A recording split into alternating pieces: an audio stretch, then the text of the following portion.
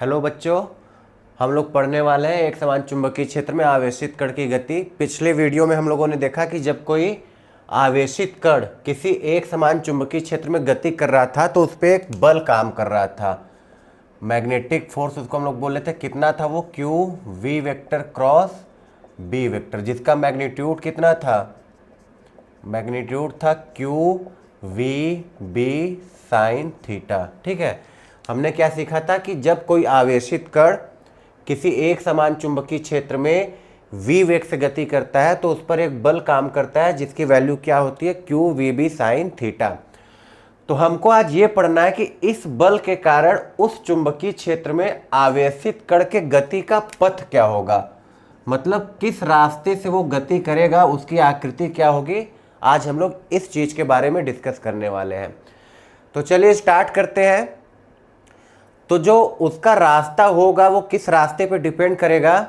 वो इस बात पे डिपेंड करेगा कि जो हमारा आवेश है वो चुंबकीय क्षेत्र से कितने कोण पे प्रवेश कर रहा है। जैसे इसको हम लोग अलग अलग केसेस में पढ़ेंगे। जैसे पहला केस हम लोग लेंगे जब V और B के बीच का कोण जो थीटा होता है। देखिए ये थीटा क्या है? V वेक्टर और B वेक्टर के बीच का कोण। तो पहले हम लोग पढ़ेंगे जब थीटा कितना हो, 0 अंश या 180 अंश। फिर हम लोग पढ़ेंगे जब थीटा कितना हो, 90 डिग्री। 0 हो गया, 180, 90 डिग्री हो गया। अब इसके अलावा जो भी जनरल एक हम मान लेंगे कि एंगल वो थीटा एंगल पे जाता है, तब उस केस में वो उसकी गति किस कैसे रास्ते पे होगी, इसके बारे में हम लोग आज पढ़ने वाले हैं। तो स्टार्ट करते हैं। सबसे पहले जब थीटा क्या हो, 0 अंश या 180 अंश। तो 0 अंश या 180 अंश का मतलब क्या हो? अगर हम मान ले कि ये है हमारे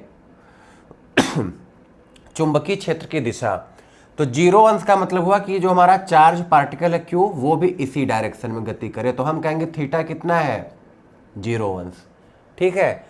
180 अंश का मतलब क्या हुआ कि समांतर तो रहेंगे लेकिन दिशा क्या रहेगी, विपरीत। चुंबकीय क्षेत्र आगे की तरफ है लेकिन हमारा चार्ज पार्टिकल पीछे की तरफ गति कर रहा है, तब थीटा क्या हो गया, 180 अंश। तो इस वाले में क्या होगा, हमने पढ़ा था कि अगर हमारा थीटा 0 और 180 अंश होता है तो साइन 0 अंश और साइन 180 अंश दोनों की वैल्यू किसके बराबर होती है, 0 के बराबर। और अगर 0 के बराबर हो गया तो उस पर लगने वाला चुंबकीय बल भी क्या हो गया, 0 हो गया। मतलब जब कोई आवेशित कण चुंबकीय क्षेत्र के समांतर पैरेलल या एंटी पैरेलल गति करती है तो उस पर लगने वाला चुंबकीय बल 0 होता है। तो हमें पता है कि अगर किसी गतिमान वस्तु पर लगने वाला नेट फोर्स 0 है तो जड़त्व का नियम हमें क्या बताता था कि उसकी अवस्था में तब तक परिवर्तन नहीं होगा जब तक कि उस पर कोई वाह्य बल ना लगे। तो वैसे यहाँ भी अगर हम मान लें केवल चुंबकीय बल लग रहा था तो वो भी कितना हो गया, 0 हो गया। इसका मतलब इस आवेश पे कोई बल लग ही नहीं रहा है, तो जिस तरीके से गति कर रही थी जिस वेग से, उसी वेग से उसी रास्ते पे वो गति करती रहेगी। मतलब उसके मार्ग में कोई भी विचलन नहीं होगा। वो अगर सीधे गति करी तो उसी तरीके से वो सीधे इस तरीके से गति करती रहेगी, या इस तरीके से गति कर रही थी तो इस तरीके से वो सीधे गति करती रहेगी। उसके मार्ग में कोई भी परिवर्तन नहीं होगा। तो ये केस था कौन सा, जब थीटा कितना हो, 0 अंश या 180 अंश। तो जब ऐसा होगा तो वो जिस रास्ते से गति कर रही थी वैसे ही वो गति करती रहेगी, मतलब एक सीधी रेखा में गति करेगी।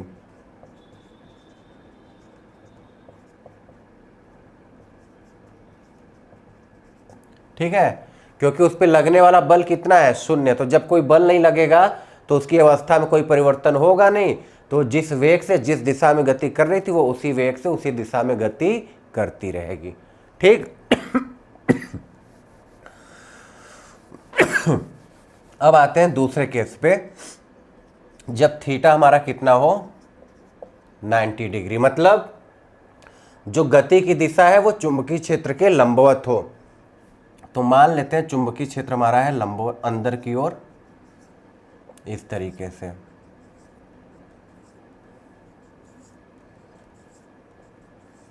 ठीक।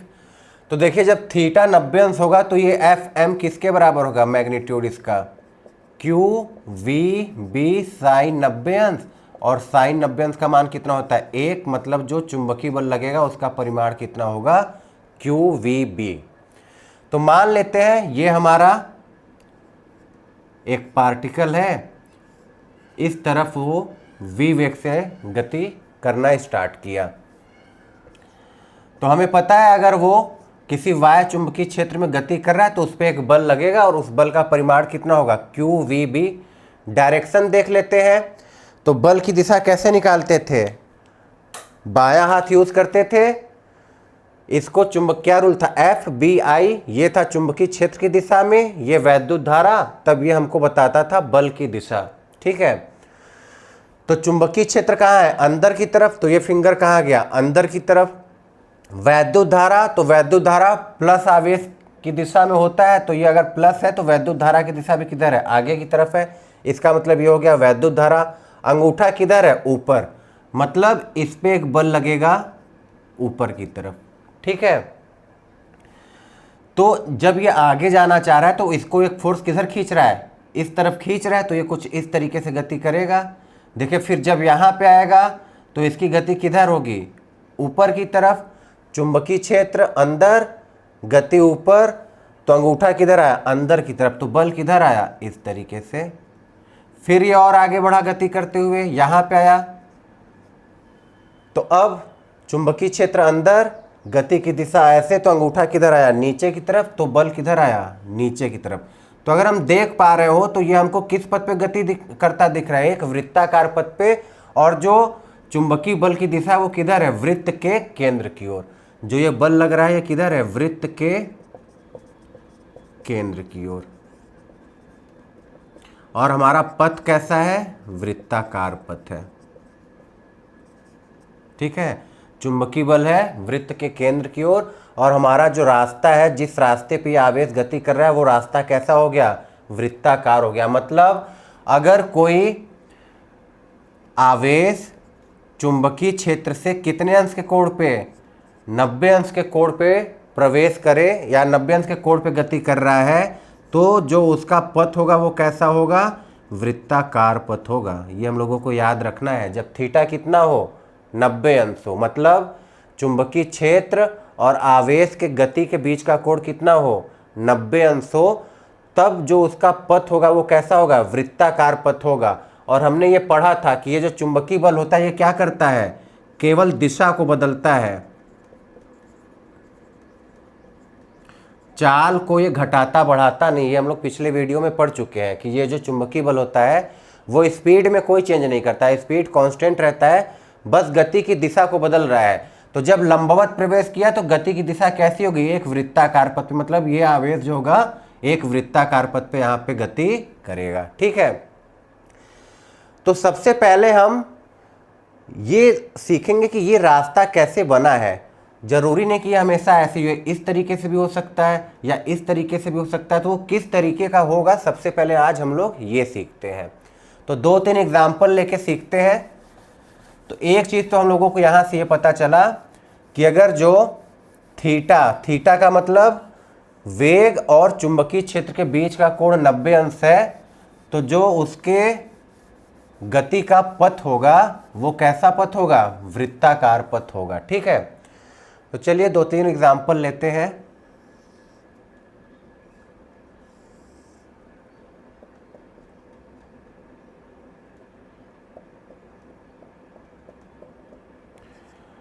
डॉट का मतलब होता है कि चुंबकीय क्षेत्र किधर है, बाहर की तरफ है।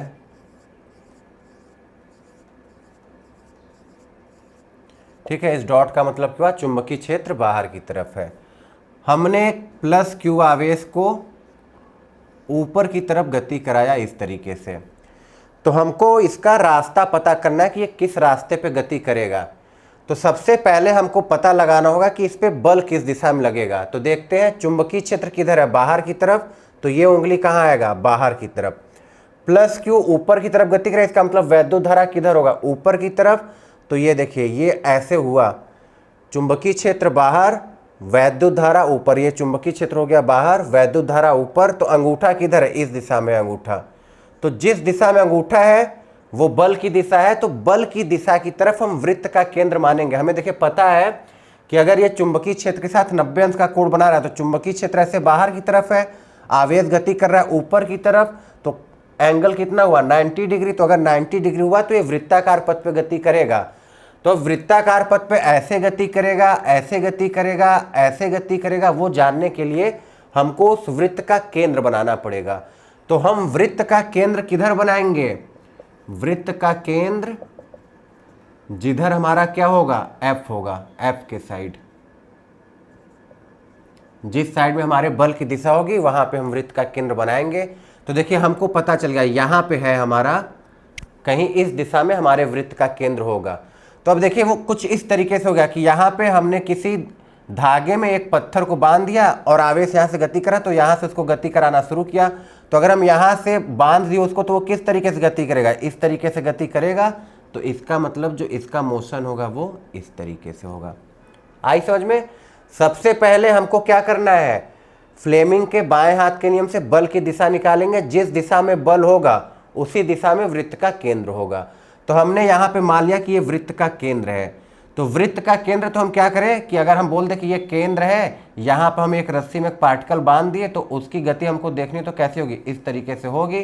तो यहाँ पे ये पार्टिकल हमने बांधा है रस्सी से, यहाँ से वो गति करना शुरू कर रहा है, तो कैसे गति करेगा, इस तरीके से गति करेगा। तो ये हो जाएगा उसका पथ। ठीक है। अब देखिए नीचे तो कोई चुंबकीय क्षेत्र है नहीं, यहाँ पे इस चुंबकीय क्षेत्र के कारण बल लग रहा था तो इसकी गति की दिशा बदल रही थी। नीचे कोई चुंबकीय क्षेत्र नहीं है तो अगर वो इस तरीके से आता तो इस तरीके से वो नीचे चला जाएगा। यहाँ तक उसके गति की दिशा बदलेगी, क्यों? क्योंकि वहाँ पे चुंबकीय बल लगेगा। नीचे कोई चुंबकीय क्षेत्र नहीं है तो कोई चुंबकीय बल नहीं लग रहा है तो सीधे कहाँ चला जाएगा, नीचे चला जाएगा। ठीक। तो ये लिख लीजिएगा कि जो वृत्त का केंद्र होगा वो किधर होगा, बल के साइड होगा। जिस दिशा में हमारा F होगा उसी साइड में हमारे वृत्त का केंद्र होगा। चलिए एक दो एग्जांपल और लेते हैं।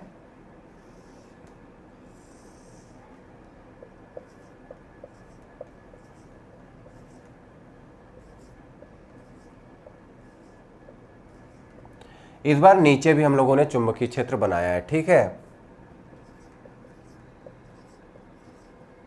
अब देखिए क्या होगा, फिर से वही चीज करना है। प्लस आवेश किधर गति कर रहा है, ऊपर की तरफ। ठीक है, ये हो गया हमारे गति की दिशा। तो चुंबकीय क्षेत्र बाहर की तरफ, तो ये हो गया चुंबकीय क्षेत्र। गति की दिशा किधर है, ऊपर। तो वैद्युत धारा ऊपर की तरफ, तो अंगूठा किधर है, इस साइड। इसका मतलब वृत्त का केंद्र किधर होगा, इस साइड होगा। तो हमने ये मान लिया। तो सेम इसी तरह इसकी गति होगी यहाँ से यहाँ तक।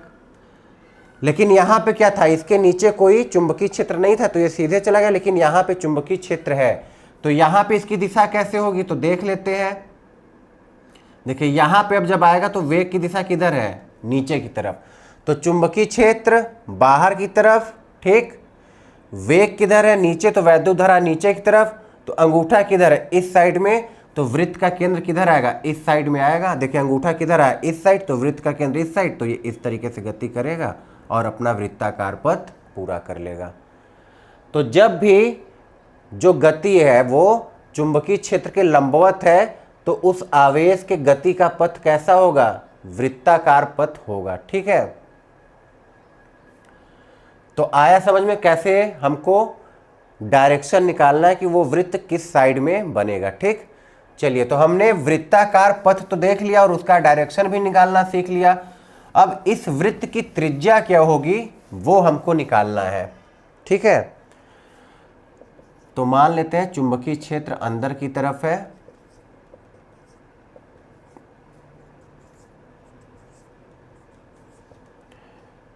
कोई आवेश है, मान लेते हैं यहाँ पे प्लस Q, इस दिशा में गति कर रहा था। ठीक।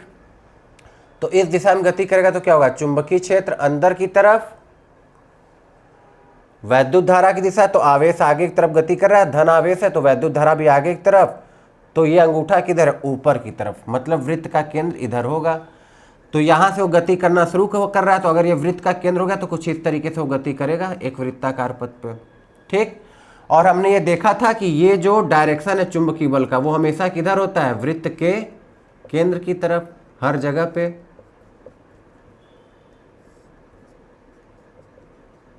यही तो होगा। तो देखिए हमने ये जो चुंबकीय बल है वो हमने लिखा है किसके बराबर है, Fm।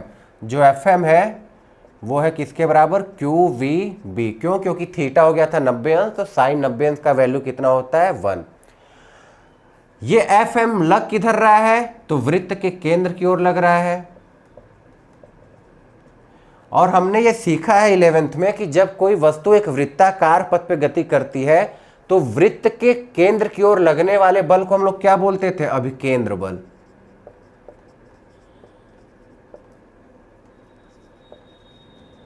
और ये किसके बराबर होना चाहिए था, mv²/r। मतलब अगर किसी वस्तु को वृत्ताकार पथ पर गति करना है तो केंद्र की ओर लगने वाला बल mv²/r के बराबर होना चाहिए। आई बात समझ में? एक बार फिर से रिपीट करते हैं कि अगर किसी वस्तु को, ये त्रिज्या मान लेते कितनी है, r, अगर किसी वस्तु को r त्रिज्या के वृत्ताकार पथ पर v वेग से गति करते रहना है तो उस पे केंद्र की तरफ जो बल लग रहा है वो किसके बराबर होना चाहिए, mv²/r के बराबर। तो केंद्र की तरफ बल लग कितना रहा है, qvb। और अगर ये वृत्ताकार पथ पे गति कर रहा है इसका मतलब ये qvb किसके बराबर होना चाहिए, mv²/r के बराबर होना चाहिए। तो देखिए एक v से एक v कट गया, r को इधर ले जाएंगे तो r बराबर mv/qb। ये आया त्रिज्या निकालने का फॉर्मूला।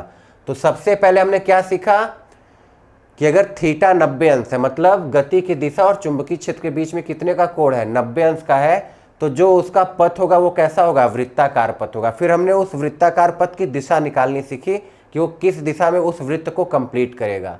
अब हमें पता है कि अगर वो वृत्ताकार पथ है तो उसकी त्रिज्या कैसे निकालेंगे। तो हमने पढ़ रखा है कि अगर कोई वस्तु r त्रिज्या के एक वृत्ताकार पथ पे v वेग से गति कर रहा है तो ऐसा तभी संभव है जब केंद्र की ओर लगने वाला बल किसके बराबर हो, mv²/r के। तो केंद्र की ओर चुंबकीय बल लग रहा है जिसकी वैल्यू कितनी है, qvb। तो अगर ये वृत्ताकार पथ पे गति कर रहा है इसका मतलब qvb किसके बराबर होगा, mv²/r के। तो यहां से हमने निकाला r बराबर mv/qb।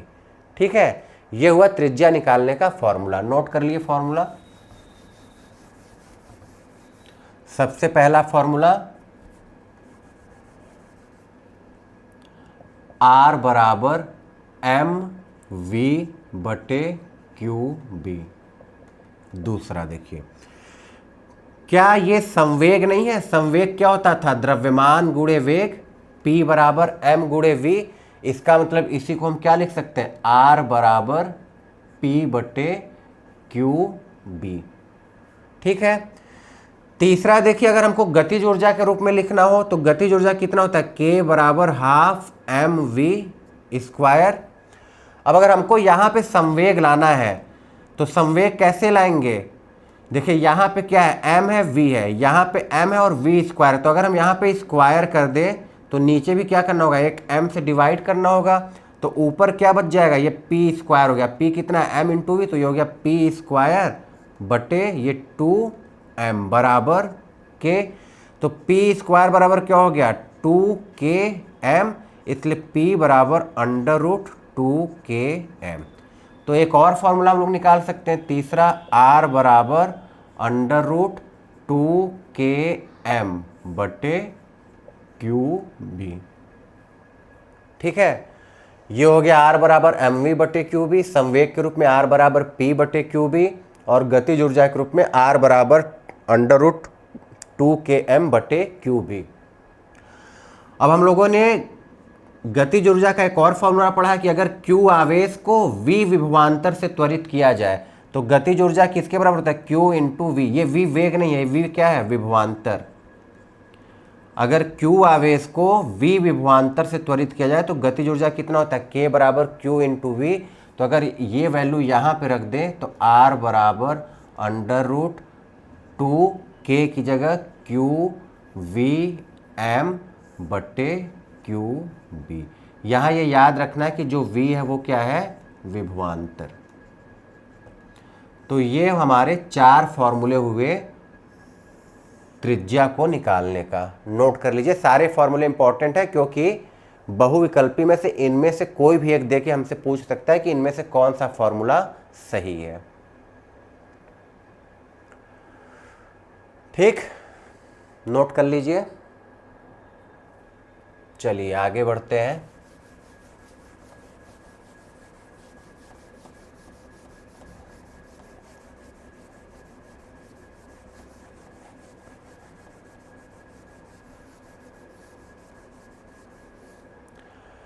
अब इसको और वृत्त की दिशा को लेकर मिला के कुछ क्वेश्चन सॉल्व करते हैं।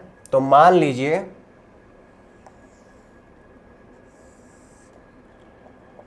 डॉट का मतलब चुंबकीय क्षेत्र किधर है, बाहर की तरफ। डॉट का मतलब बाहर की तरफ और क्रॉस का मतलब अंदर की तरफ।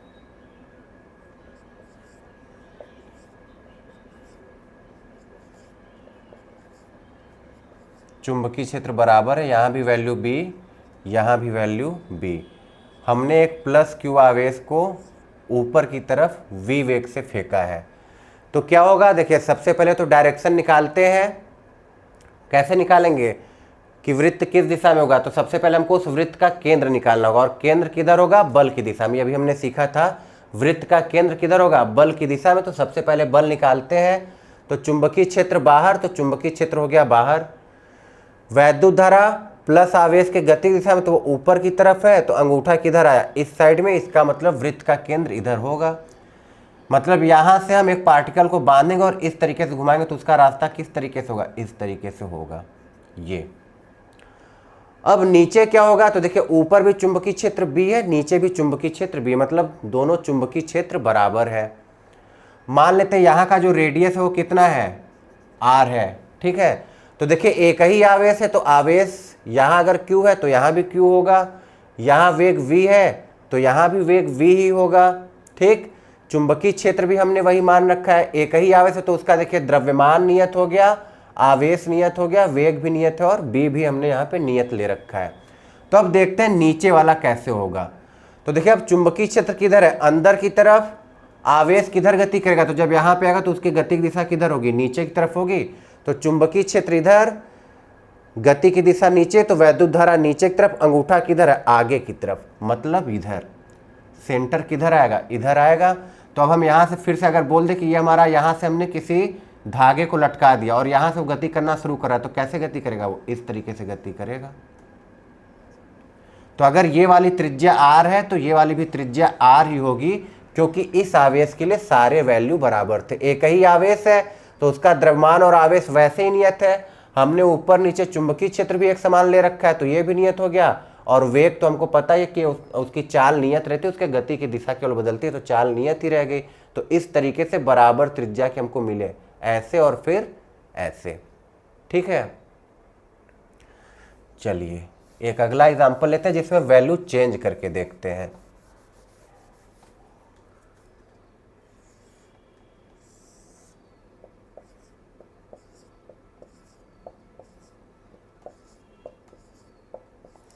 यहाँ पे चुंबकीय क्षेत्र B है, यहाँ पे हमने चुंबकीय क्षेत्र दुगना कर दिया, बाकी सब सेम है। मतलब अगर हम एक चार्ज पार्टिकल लिए हैं प्लस Q V वेग से ऊपर, तो आवेश, अगर हमने यही चार्ज की बात करें, इसी चार्ज की, तो देखिए आवेश बराबर हो गया, उसका द्रव्यमान बराबर हो गया, चाल नियत रहेगी ही। चुंबकीय क्षेत्र हमने अलग अलग लिया, ऊपर B है, नीचे 2B है। अच्छा, चुंबकीय क्षेत्र अलग अलग लेने से होगा क्या, तो देखिए R किसके व्युत्क्रमानुपाती, अगर ये नियत है तो ये चुंबकीय क्षेत्र के व्युत्क्रमानुपाती होगा।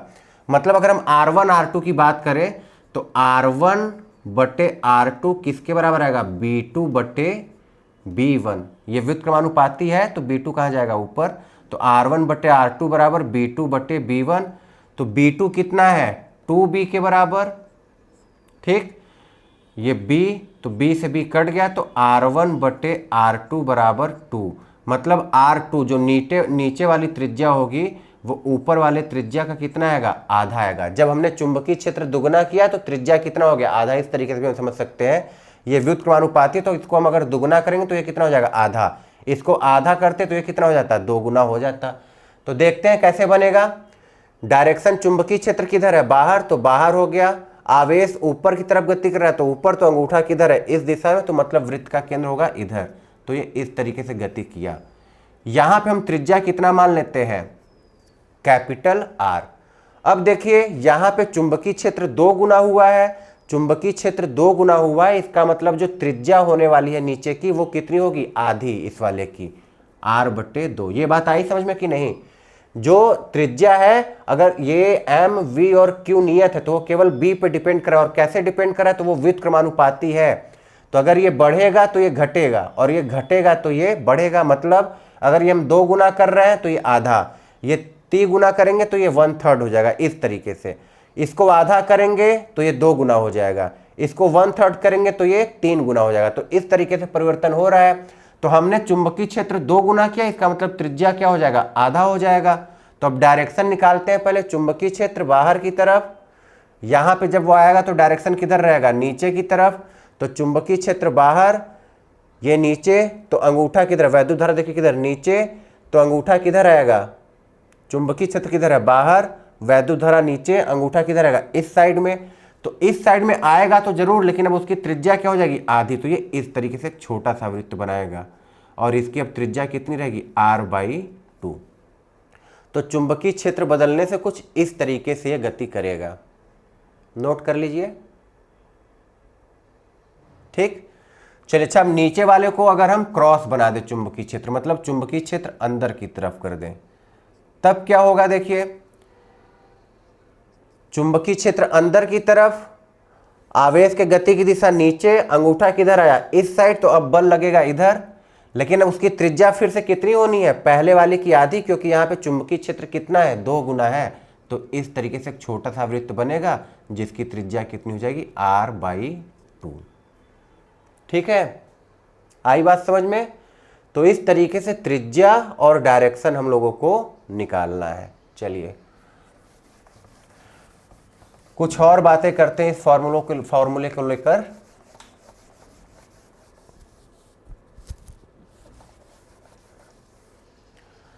त्रिज्या तो हमको पता चल गया कि अगर ये वृत्ताकार पथ पे गति कर रहा है इस तरीके से, तो जो r का मान होगा वो होगा mv/qb, या इनमें से कोई भी। ठीक है, अब हमसे पूछ ले कि आवर्तकाल बताओ। तो आवर्तकाल, टाइम पीरियड क्या होता है, एक चक्कर लगाने में लगा समय।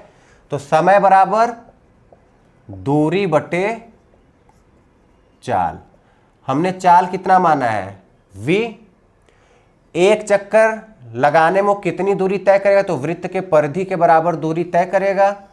तो दूरी कितना हो गया, 2πr। यही तो होगा, इस वृत्त की परिधि कितनी होगी, 2πr। हम बोले आवर्तकाल क्या होता है, एक चक्कर लगाने में लगा समय। तो अगर हमको एक चक्कर लगाने में लगा समय निकालना है तो हम क्या करेंगे, एक चक्कर में वो कितनी दूरी तय किया है वो, और किस चाल से चल रहा है उससे हम भाग दे देंगे। तो दूरी एक चक्कर में कितना करेगा, वृत्त की परिधि के बराबर।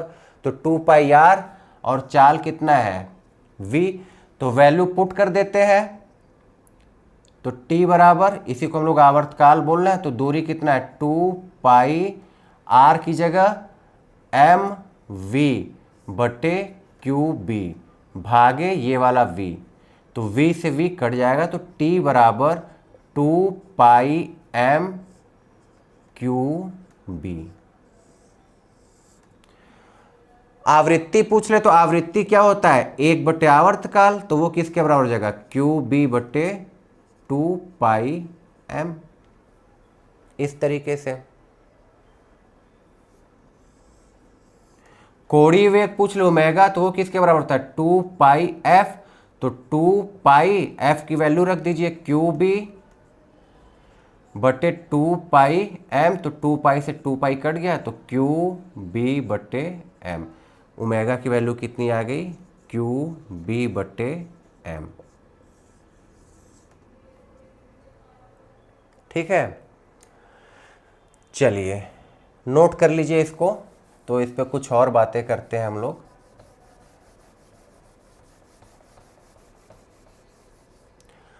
मान लीजिए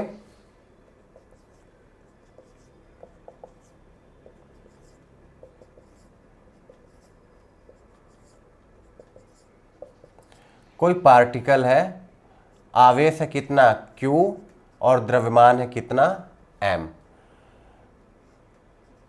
v1 वेग से गति कर रहा है।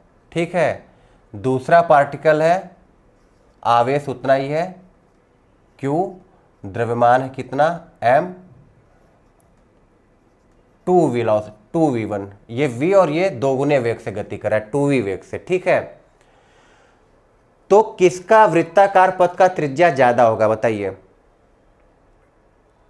देखिए r क्या है, m q b तो नियत हो गया, द्रव्यमान भी उतना है, आवेश दोनों का बराबर है, दो इसका भी द्रव्यमान m, इसका भी द्रव्यमान m, इसका आवेश q, इसका भी आवेश q, चुंबकीय क्षेत्र एक ही समान चुंबकीय क्षेत्र में रखे गए तो वो भी बराबर, तो केवल वेग पे निर्भर कर रहा है। तो देखिए अगर हम वेग दोगुना करेंगे तो ये भी क्या हो जाएगा, दोगुना हो जाएगा त्रिज्या भी। इसका मतलब ये छोटे वृत्ताकार पथ पे गति करेगा और ये बड़े वृत्ताकार पथ पे। डायरेक्शन निकाल लेते हैं किधर गति करेगा, तो चुंबकीय क्षेत्र अंदर की तरफ, वृत्त का केंद्र किधर आएगा, इधर। तो ये कुछ इस तरीके से गति करेगा, ठीक है। इसका त्रिज्या अगर r है तो इसका त्रिज्या कितना हो जाएगा, 2r, क्योंकि इसकी वेलोसिटी ज़्यादा है। r देखिए क्या है, अनुक्रमानुपाती है v के, तो अगर हम v दोगुना करेंगे तो त्रिज्या भी क्या हो जाएगा, दोगुना हो जाएगा। वही चीज़ यहाँ पे हम बता रहे हैं कि अगर हमने वेग को दो गुना कर दिया तो उसकी त्रिज्या क्या होगी, दोगुना, मतलब वो एक बड़े वृत्ताकार पथ पे गति करेगा। तो आवर्तकाल किसका कम और किसका ज़्यादा होगा, सोचिए। हमने वेग बढ़ाया तो ठीक है, त्रिज्या बढ़ गया, मतलब वो बड़े वृत्त पे गति करने लगा। आवर्तकाल किसका कम और ज़्यादा होगा, जो छोटे वृत्त पे गति कर रहा है उसका कम, और जो बड़े वृत्त पे गति कर रहा है उसका ज़्यादा। नहीं, ऐसा नहीं होगा। देखिए आवर्तकाल में कहीं पर भी v नहीं है। क्या आवर्तकाल v पे डिपेंड कर रहा है, वेलोसिटी पे आवर्तकाल डिपेंड नहीं कर रहा है। इसका मतलब आवर्तकाल देखिए केवल किस पे डिपेंड कर रहा है, द्रव्यमान पे, आवेश पे और चुंबकीय क्षेत्र पे। तो ये तीनों तो दोनों के लिए बराबर है, इसका मतलब दोनों का आवर्तकाल बराबर होगा। देखिए इसका चाल हमने बढ़ाया, अगर इसका चाल कम था तो इसने एक छोटे वृत्ताकार पथ पे गति की, इसका चाल हमने बढ़ाया तो इसने एक बड़े वृत्ताकार पथ पे गति की। मतलब इसका चाल अगर v था, ठीक है, तो ये 2 मीटर चल रहा है, और अगर हमने इसका चाल 2v कर दिया तो ये कितना चल रहा है, 4 मीटर। ऐसे समझिए, जब चाल v था तो ये कितना चला है, वृत्त की परिधि के बराबर, तो वृत्त की परिधि कितनी आई, 2 मीटर। जब चाल हमने 2 गुना कर दिया तो ये कितना चला, 4 मीटर चला। तो चाल 2 गुना किए तो उसका रास्ता भी तो बढ़ गया, समय तो देखिए उतना ही बचा, समय बराबर दूरी बटे चाल, तो 2 यहाँ भी आएगा, दूरी बटे चाल 4/2, 2 यहाँ भी आएगा।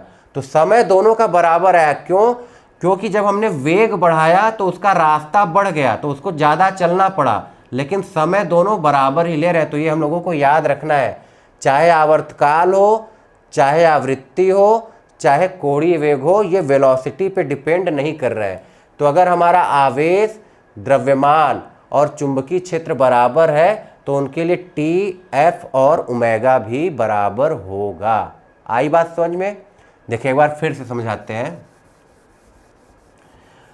मान लिए जब ये 2 मीटर प्रति सेकेंड के वेग से गति कर रहा था, ठीक है, त्रिज्या थी कितनी इसकी, 2 मीटर, तो दूरी कितना आया, दूरी आया 2 पाई r, तो 2 पाई r का मतलब 2, तो कितना हो गया, 4 पाई हो गया। अब हमने कहा कि हमने इसकी चाल बढ़ा दी, ठीक है, जब चाल हमने कितनी कर दी, 4 मीटर प्रति सेकेंड, तो जब चाल बढ़ाएंगे तो त्रिज्या भी 2 गुना हो जाएगा। तो अब जब 2 पाई r लगाएंगे तो 2 पाई, त्रिज्या अगर 2 गुना हुआ तो कितना लिखेंगे, 2 गुणे 2, तो ये कितना आएगा, 2 पाई r, त्रिज्या 2 था, 2 गुना हो गया तो 2 दूनी 4, 4 दूनी 8 पाई। तो देखिए ये वाली दूरी इस वाली दूरी की क्या हो गई, 2 गुनी हो गई। अगर समय उतना ही था, ये 2 सेकेंड में, अगर हम पाई को एक बार को भूल जाते हैं तो ये 2 मीटर प्रति सेकेंड से कितनी दूरी तय कर रहा है, 4 मीटर। 2 मीटर प्रति सेकेंड से 4 मीटर, ये 4 मीटर प्रति सेकेंड से 8 मीटर। तो समय निकालो तो दूरी बटे चाल 4/2, दूरी बटे चाल 8/4, दोनों की वैल्यू कितनी आ रही है, 2 आ रही है। तो ये याद रखिएगा कि अगर हमारा आवेश बराबर है, द्रव्यमान बराबर है और चुंबकीय क्षेत्र बराबर है तो वेग घटाएंगे बढ़ाएंगे तो त्रिज्या तो घटेगा बढ़ेगा, लेकिन आवर्तकाल, आवृत्ति और कोणीय वेग पे कोई प्रभाव नहीं पड़ेगा। क्यों, क्योंकि ये यहाँ पे इस फॉर्मूले में कहीं पर भी वेग नहीं है। आई बात समझ में। चलिए तो ये इम्पोर्टेंट पॉइंट था, पूछ सकता है, तो ये सबको याद रखना है। तो इस पे न्यूमेरिकल आसान देंगे, सारे वैल्यू पुट कर देंगे, दिए रहेंगे, वही आपको पुट करके उसका रेडियस निकाल लेना रहेगा। ठीक है, कुछ सवाल इस तरीके से दे सकते हैं कि 3 पार्टिकल है ए, बी और सी, तीनों की गतिज ऊर्जा बराबर है, के ए बराबर के बी बराबर के सी। ठीक है, तीनों की गतिज ऊर्जा क्या है, बराबर है। तीनों के द्रव्यमान का अनुपात है 1:2:4 और आवेश का अनुपात है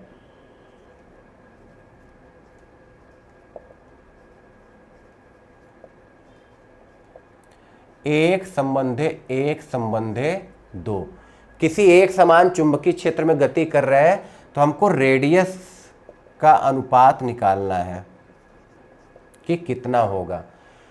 3 पार्टिकल है, एक समान चुंबकीय क्षेत्र में समान गतिज ऊर्जा से गति कर रहे हैं। ठीक है, क्वेश्चन ध्यान दीजिएगा कि 3 पार्टिकल है ए बी सी, एक समान चुंबकीय क्षेत्र में समान गतिज ऊर्जा से गति कर रहे हैं। उनके द्रव्यमान का अनुपात है 1:2:4, उनके आवेश का अनुपात है 1:1:2, तो उनकी त्रिज्या का अनुपात क्या होगा।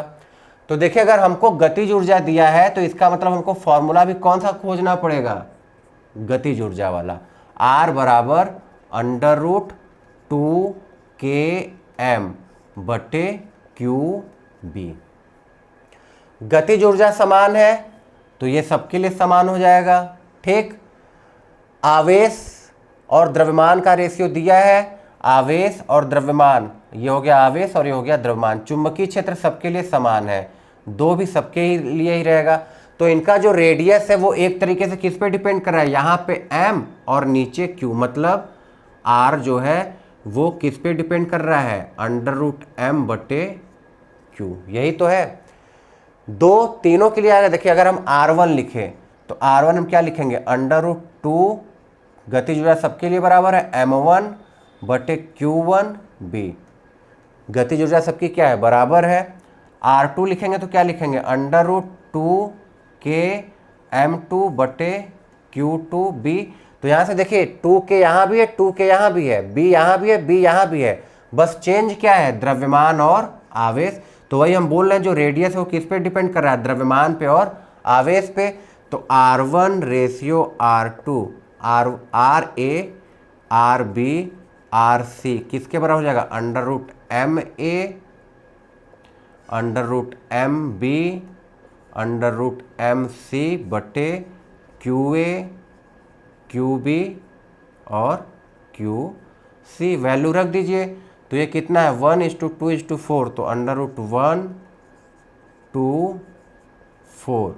ये कितना है, 1:1:2, तो 1:1:2। तो ये देखिए √4 किसके बराबर आएगा, 2 के बराबर। डिवाइड क्या है, 2, तो 2 से 2 कटेगा तो कितना आएगा, 1। तो ये आ गया √1 √2 और ये कितना आया, 1। तो √1 का मतलब 1 ही हो गया। तो 1:√2:1।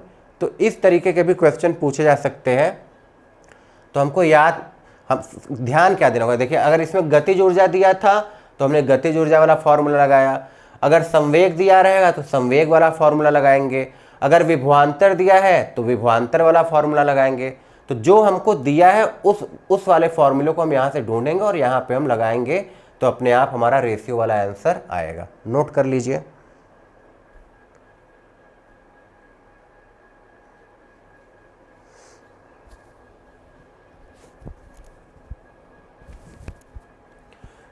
चलिए अगले क्वेश्चन पे चलते हैं। अच्छा, एक और क्वेश्चन ले ही लेते हैं।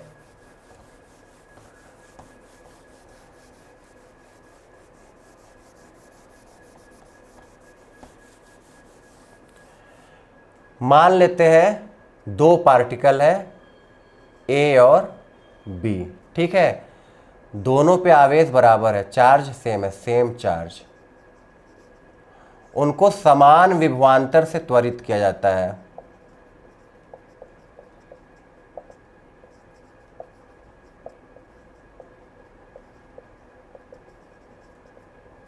ठीक है, तो अगर वो जो इनका रेडियस है वो आर ए और आर बी रेडियस के एक वृत्ताकार पथ पे गति करते हैं, तो हमको निकालना है क्या, M A ratio M B, या हम बोल देते हैं एम ए बटे एम बी। आई बात में, देखिए एक बार फिर से क्वेश्चन रिपीट करते हैं। दो पदार्थ हैं जिन पे आवेश समान है, एक समान चुंबकीय क्षेत्र में समान विभवांतर से त्वरित किए जाते हैं। तो दोनों किस पे गति करते हैं, एक वृत्ताकार पथ पे गति करते हैं जिसमें पहले वाले की त्रिज्या है आर है, दूसरे वाले की त्रिज्या है आर बी। तो हमको एम ए बटे एम बी ज्ञात करना है। आया समझ में? क्या है सवाल? दो पार्टिकल है ए और बी जिनका आवेश समान है, किसी एक समान चुंबकीय क्षेत्र में समान विभवांतर से त्वरित किया जाता है। यदि उनके पथ की त्रिज्या कितनी है, आर ए और आर बी, तो उनके द्रव्यमान का अनुपात हमको ज्ञात करना है। तो सबसे पहली बात तो कौन सा फॉर्मूला लगाना है वो ढूंढना होगा। तो देखिए हमने क्या बोला है, विभवांतर वाली बात की, इसका मतलब हम विभवांतर वाला फॉर्मूला लिखेंगे, आर बराबर under root 2q V M बटे क्यू बी। अब देखिए दो R1 में भी आएगा R2 में भी, अगर लिखना हो तो लिख लेते हैं। ये R1 दो तो बदलना नहीं है, हमने बोला आवेश भी समान है तो यहाँ क्यों लिखते हैं, विभवांतर भी समान है तो विभवांतर भी समान रहने देते हैं, द्रव्यमान अलग है तो द्रव्यमान अलग लिख लेते हैं। चुंबकीय क्षेत्र भी क्या है, एक समान चुंबकीय क्षेत्र में बोले तो ये भी सेम हो गया, ये भी सेम, ये भी सेम, ये भी सेम और ये भी सेम। मतलब त्रिज्या केवल किस पे डिपेंड कर रहा है, मास पे। यहाँ पे जो R है वो किस पे डिपेंड कर रहा है, केवल m पे डिपेंड कर रहा है। इसका मतलब आर ए बटे आर बी किसके बराबर होगा, अंडर रूट एम ए बटे एम बी, यही तो होगा।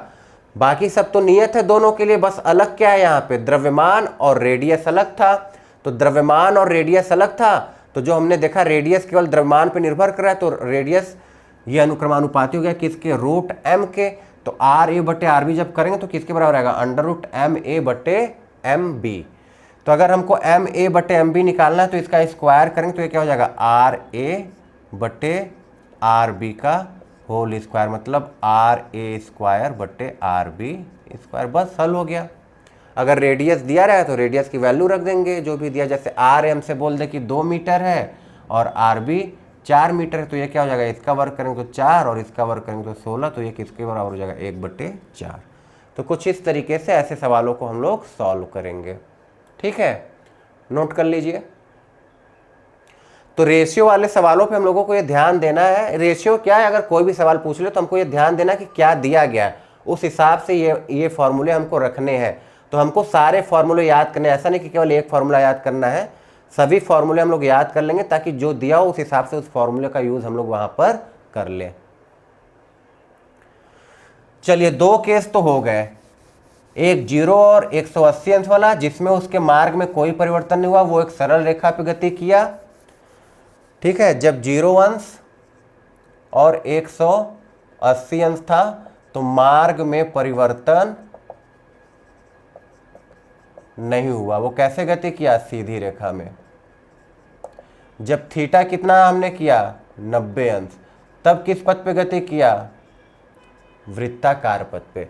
तो अब देखते हैं इनके अलावा अगर कोई और एंगल हो, मतलब किसके अलावा, 0, 180 और 90। तो मान लेते हैं रैंडम कि कोई एंगल थीटा है, कि अगर कोई एक समान चुंबकीय क्षेत्र इस तरीके से और एक आवेश हमारा v वेग से थीटा कोण पे गति करता है, मतलब ना तो अब ये 0 है, ना ही 180 अंश है और ना ही 90 अंश है। हमने किस पे मान लिया है कि वो थीटा एंगल पे गति करता है। तो ऐसे सवालों के लिए हम क्या करते थे, हम कंपोनेंट लेते थे। तो जब इस वेलोसिटी का इस डायरेक्शन में कंपोनेंट लेंगे तो थीटा के साथ वाला क्या होगा, v cos थीटा, और ये वाला क्या होगा, v sin थीटा। ठीक है, तो देखिए अब हमने वहां पे क्या देखा था, अगर वेलोसिटी चुंबकीय क्षेत्र के दिशा के समांतर है इस तरीके से, b भी इधर और v भी इधर, तब इसके लिए फोर्स कितना होता था, 0, Q V B sine theta. अगर दोनों एक ही दिशा में तो 0, तो ये किसके बराबर आया, 0। इसका मतलब ये जो सामने वाला चाल है ये ना तो घटेगा ना तो बढ़ेगा, बस ये इसी तरीके से सीधा चलता चला जाएगा। यही तो हुआ, इस वाले वेलोसिटी में और चुंबकीय क्षेत्र के बीच में एंगल कितना है, 0। एंगल 0 है तो हमको पता है इस दिशा में कोई भी बल कार्य नहीं कर रहा है, चुंबकीय बल कार्य नहीं कर रहा है। तो अगर इस दिशा में कोई चुंबकीय बल कार्य नहीं कर रहा है तो ये इसी नियत वेग से आगे की तरफ सीधी रेखा में बढ़ता चला जाएगा। ये वाला क्या है, ये चुंबकीय क्षेत्र से देखिए कितने अंश का कोण बना रहा है, 90 अंश का कोण बना रहा है। यह चुंबकीय क्षेत्र से कितने अंश का कोण बना रहा है, 90 अंश का। तो जब गति, इसके पहले वाला केस क्या था, जब हमारा वेलोसिटी चुंबकीय क्षेत्र के साथ 90 अंश का कोण बनाता है तो उसका पथ कैसा होता है, वृत्ताकार पथ। और उसकी त्रिज्या कैसे निकालते थे, तो r बराबर mv/qb। तो अब ऊपर वाला वेलोसिटी कितना है, v साइन थीटा, तो ये क्या हो जाएगा, v साइन थीटा। तो इसकी त्रिज्या कैसे निकालेंगे, r बराबर mv साइन थीटा बटे qb। t बराबर क्या आया था, तो t बराबर आया था 2πm बटे qb। तो यहां तो कहीं v है ही नहीं, तो ये फॉर्मूला सेम अभी वैसे ही रहेगा, ठीक है। आवर्तकाल, आवृत्ति और कोणीय वेग के फॉर्मूले में कोई भी परिवर्तन नहीं होगा, बदलेगा केवल कौन सा, ये त्रिज्या वाला। क्यों, क्योंकि त्रिज्या वाला वेग पे डिपेंड कर रहा था। तो अब जो लंबवत वेग है वो केवल कितना है, v साइन थीटा है। तो इस v की जगह हम यहाँ पे क्या लिख देंगे, v साइन थीटा। तो त्रिज्या क्या हो गया, mv साइन थीटा। तो देखिए इस वाले के कारण वो कैसे पथ पे गति करेगा, वृत्ताकार पथ पे। अगर ये इस तरीके से है तो वो वृत्ताकार पथ इस तरीके से होगा, ठीक है। ये अगर चुंबकीय क्षेत्र आगे की तरफ है तो वृत्ताकार पथ इस तरीके से होगा। तो इसके कारण तो वृत्ताकार पथ पे गति किया, लेकिन ये वाला वेग उसको कहाँ खींचेगा, आगे की तरफ। तो इसकी गति कैसे होगी, देखिए जो स्प्रिंग होता है, अगर स्प्रिंग को हम दबा के रखते हैं तो वो सर्कल सर्कल सा दिखाई देता है, लेकिन जब खींच देते हैं तो वो कुछ इस तरीके से होता है, ठीक। तो इसकी भी गति कुछ ऐसी ही होगी। ये एक वृत्त घूमेगा तब से आगे वाला उसको थोड़ा सा आगे खींच देगा, तो वो थोड़ा सा खींच जाएगा, फिर घूमेगा तब से आगे वाला उसको और आगे खींच देगा। तो अगर किसी एंगल पे वो जा रहा है तो उसकी गति इस तरीके की होगी, और इसको बोलते हैं हेलिक्स। हेलिक्स गति है ये, हेलिक्स पाथ। तो उसमें वृत्ताकार पथ था, इसमें कैसा पथ है, हेलिक्स पथ है। क्यों है, क्योंकि इसके कारण तो ये वृत्ताकार पथ पे गति कर रहा है, लेकिन नीचे वाला वेलोसिटी भी उसको आगे की तरफ खींच रहा है। तो जब नीचे वाला वेलोसिटी आगे की तरफ खींच रहा है तो थोड़ा सा आगे बढ़ जा रहा है, तो उसका जो रूप हो रहा है वो कैसा हो रहा है, हेलिक्स की तरह। हेलिक्स का मतलब स्प्रिंग है, उसको हम थोड़ा सा खींच दे तो वो जो जिस शेप में आता है वही इसका भी शेप होगा। तो ये जो खींचा है इसको बोला जाता है पिच, पी से प्रदर्शित करते हैं। इसको निकालेंगे कैसे, तो देखिए ये इस दिशा में कितनी दूरी तय करेगा, तो एक चक्कर कितने समय में लगा रहा है, आवर्तकाल t में। तो जब वो एक चक्कर लगा रहा है, मतलब एक वृत्त पूरा कर रहा है, तो उसी को तो हम लोग आवर्तकाल बोल रहे हैं। तो उतने ही समय में आगे कितना जाएगा, तो दूरी बराबर चाल गुणे समय, मतलब t गुणे v cos थीटा। तो पिच किसके बराबर आएगा, t गुणे v cos थीटा। t की वैल्यू पुट करनी है तो पुट कर दीजिए, 2πm बटे qb v cos थीटा। ये हो गया पिच। पिच समझ में आया, इस बल, इस वाले वेग के कारण वो कितना आगे बढ़ा। तो देखिए हम क्या बोल रहे हैं, जब वो एक वृत्त पूरा कर रहा है इस तरीके से, एक चक्कर जब वो लगा रहा है तभी ये नीचे वाला वेलोसिटी उसको आगे की तरफ खींच रहा है। तो एक चक्कर में लगाने में समय को क्या कहते हैं, आवर्तकाल कहते हैं। तो जब वो एक आवर्तकाल में एक चक्कर पूरा कर रहा है तो उतने समय वो कितना आगे जाएगा। तो इस दिशा में चली गई दूरी कैसे निकालेंगे, चाल गुणे समय से। तो समय कितना है, आवर्तकाल के बराबर, तो हो गया t, और इस दिशा का चाल कितना है, v cos थीटा। तो उसका पिच जो है वो किसके बराबर है, t into V cos theta, मतलब 2πm v cos थीटा बटे qb। ठीक है। तो क्या क्या याद रखना है, जब 0 अंश और 180 अंश हो तो मार्ग में कोई परिवर्तन नहीं होगा, एक सीधी रेखा में चलेगा। जब थीटा 90 अंश हो तो वो एक वृत्ताकार पथ पे गति करेगा। और इन तीनों के अलावा अगर कुछ होगा तो उसका पथ कैसा होगा, हेलिक्स टाइप का होगा, मतलब एक स्प्रिंग, खींचे हुए स्प्रिंग की तरह तरीके से होगा। और क्या याद रखना है, तो ये जो त्रिज्या है ये वेग पे निर्भर करता है। अगर हम वेग घटाएंगे बढ़ाएंगे तो त्रिज्या घटेगा बढ़ेगा, लेकिन जो हमारा आवर्तकाल है, आवृत्ति है और कोणीय वेग है वो वेलोसिटी पे डिपेंड नहीं करते हैं। अगर उनके लिए m, q और b बराबर है तो तो उसका आवर्तकाल क्या होगा, बराबर होगा। इस चीज़ को एक बार और समझ लेते हैं और फिर क्लास एंड करते हैं। मान लीजिए ये एक समान चुंबकीय क्षेत्र है,